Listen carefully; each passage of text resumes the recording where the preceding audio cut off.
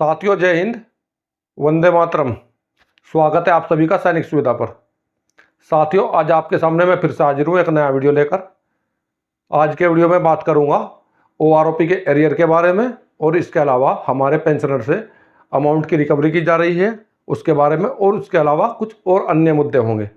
तो साथियों, इससे पहले मैं इन सभी मुद्दों पर विस्तार से चर्चा करूँ, अगर आप सैनिक सुविधा चैनल से पहली बार जुड़े हैं, इसका हिस्सा नहीं है, इसका हिस्सा बनना चाहते हैं, तो सैनिक सुविधा चैनल को सब्सक्राइब करें और उसका बेल आइकन ऑन करें, ताकि आने वाले वीडियो की महत्वपूर्ण जानकारी आप सभी को मिलती रहे। तो सैनिक भाइयों, सबसे पहले तो मैं आप लोगों को बता देना चाहता हूँ, OROP 3 का एरियर अभी भी काफ़ी लोगों का बचा हुआ है, और अभी भी मेरे पास रोज मैसेज आ रहे हैं कि उनको भी आज OROP 3 का एरियर आया है। तो OROP का जिसका भी एरियर अभी तक नहीं आया है, तो उनका एरियर आ जाएगा। कुछ दिनों का इंतजार कर लें। जिसको लागू है उनका आ जाएगा, जिसको लागू नहीं है उनका नहीं आएगा। तो चलिए सैनिक भाइयों, अभी देखते हैं ऐसी खबर जिससे हमारे पेंशनर से अमाउंट की रिकवरी हुई है। तो क्या है ये खबर? तो सैनिक भाइयों, जैसा आप स्क्रीन पर एक लेटर देख पा रहे हैं, ये लेटर जो है principal controller defence account Draupadi Ghat Prayagraj की तरफ से जारी हुआ है, और इसमें लिखा गया है बैंक CPC को, और सब्जेक्ट है इसका over payment pension, due late intimation, the date of pensioner Jaichand Gyani Ram Dholakia, यानी कि ये पेंशनर का नाम है, इसका सब्जेक्ट है। इनको ओवर पेमेंट कर दिया गया था, तो उसकी रिकवरी के लिए इसमें बताया गया, जैसा कि इसके सब्जेक्ट में मैंने आपको पहले बता ही दिया है। आगे है रेफरेंस CPG ग्राम रेफरेंस नंबर 24/9/2024 का, उसके संबंध में लेटर जारी करा गया है।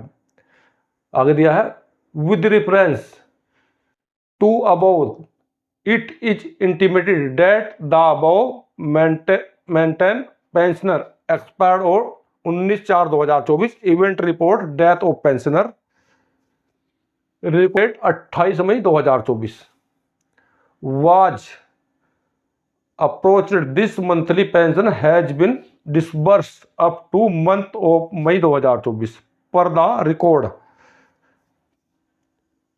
There is no one eligible further family pension.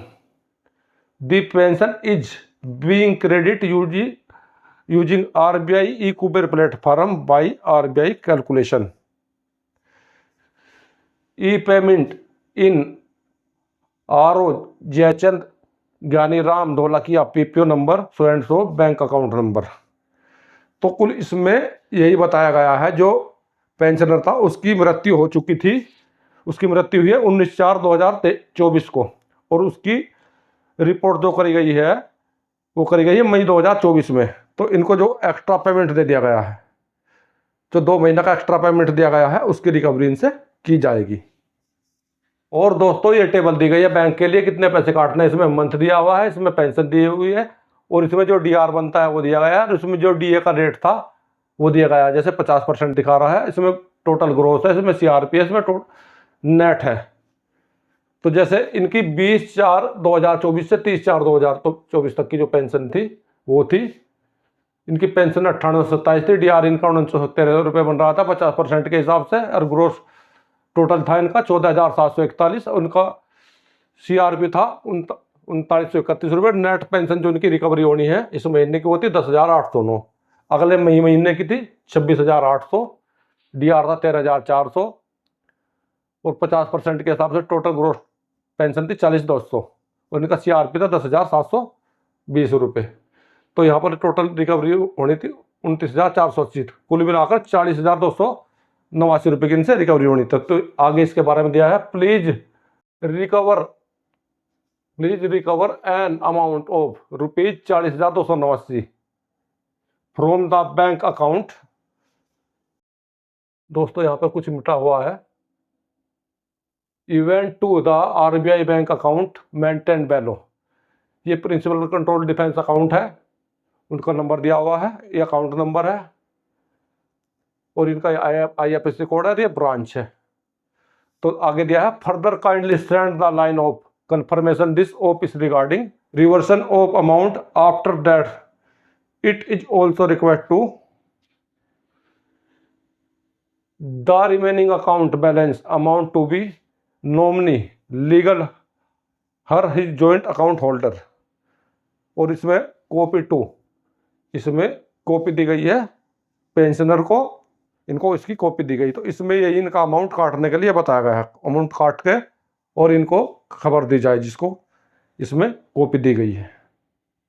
तो साथियों, इस तरह से आपके भी रिकवरी हो सकती है। अगर पेंशनर की डेथ हो जाती है तो आपको भी समय से खबर करनी होगी, क्योंकि आजकल आप इस पर सीधे कंप्लेंट डाल सकते हैं। सर्विस रिक्वेस्ट में आपको जाना है और वहाँ पर आपको डेथ के बारे में उसमें डेथ सर्टिफिकेट लगाना है और बताना कि पेंशनर की मृत्यु हो चुकी है, ताकि आपकी फैमिली पेंशन में से चालू हो सके और आपके साथ में इस प्रकार की कोई समस्या ना आए। दोस्तों, अभी देखते हैं अगला लेटर। दोस्तों, ये लेटर है सर्कुलर नंबर 568 के एरियर से संबंधित। तो जैसे कि आप देख पा रहे हैं, द्रौपदी घाट प्रयागराज पीसीडी इलाहाबाद की तरफ से लेटर जारी हुआ है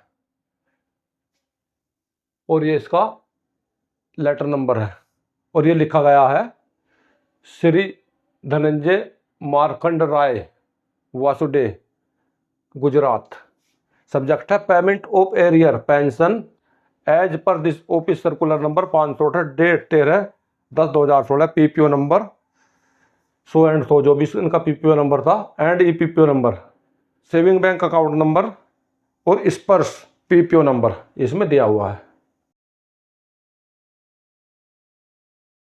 with reference to your grievance regarding payment of arrear of pension as per this office circular number 568 date 13/10/2016। तो आपकी जो ग्रीवेंस नंबर थी, ये ग्रीवेंस नंबर है। इसके संबंध में आपका जो पेमेंट से संबंधित ग्रीवेंस थी सर्कुलर नंबर 568 की, उसके संबंध में it is contest, it is intimated that is verification of E payment scroll received from bank it is found that area of pension rupees 1,50,133 रुपये has been paid 16/12/2016. Hence you advise to the approach concerned PDA/bank and obtain a due drawn statement your satisfaction। और copy दे दी गई है OIC स्पर्श और इसके अलावा OIC complaint cell को।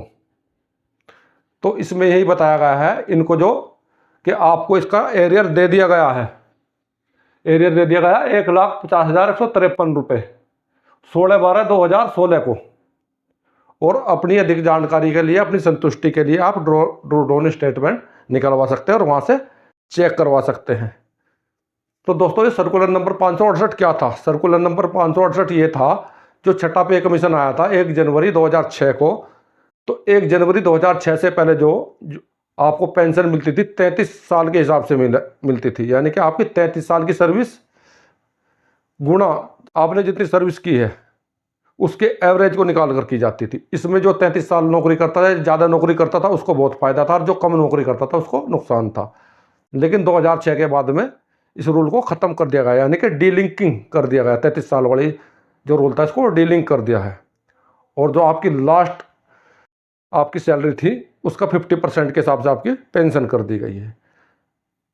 तो इसमें काफ़ी लोगों को फायदा हुआ, क्योंकि ये लेटर जारी हुआ 2016 को, अक्टूबर 2016 में लेटर जारी हुआ। तो 2006 से लेके और 2016 तक एरियर मिला काफ़ी को, लगभग सभी लोगों को मिल चुका है। हो सकता है कोई आप में से भी ऐसा बचा हो।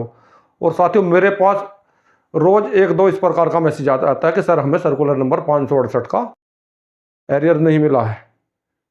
हो सकता है आपको भी मिल चुका है, क्योंकि इस तरह का केस आपका भी हो सकता है जिस तरह इनको मिला है, लेकिन आपको इसके बारे में नहीं पता है। तो जिनके साथ भी, जिनको ऐसा लगता है ना सर्कुलर नंबर 568 का एरियर लागू था और नहीं मिला है, तो वह अपना 2016 से लेकर आज तक का पूरा स्टेटमेंट निकलवा कर देख ले बैंक। उसमें जो भी आपका एरियर दिखा हो 1 लाख का या 50-60 हज़ार का, जो भी आपका मोटा एरियर है उसको देख लें वो किस चीज़ का आया है।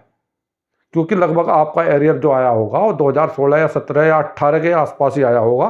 तो उसके स्टेटमेंट में आपको पूरा पता लग जाएगा। तो साथियों, आज के वीडियो में यही थी मेरे द्वारा दी गई छोटी सी जानकारी। मेरे द्वारा इसी प्रकार की जानकारी आपको समय समय पर अपने वीडियो में दी जाती है और वो आप लोगों के लिए महत्वपूर्ण वीडियो बनाए जाते हैं। तो साथियों, मिलता हूँ अगली वीडियो में इसी प्रकार के अन्य महत्वपूर्ण जानकारी के साथ। वीडियो देखने के लिए धन्यवाद दोस्तों।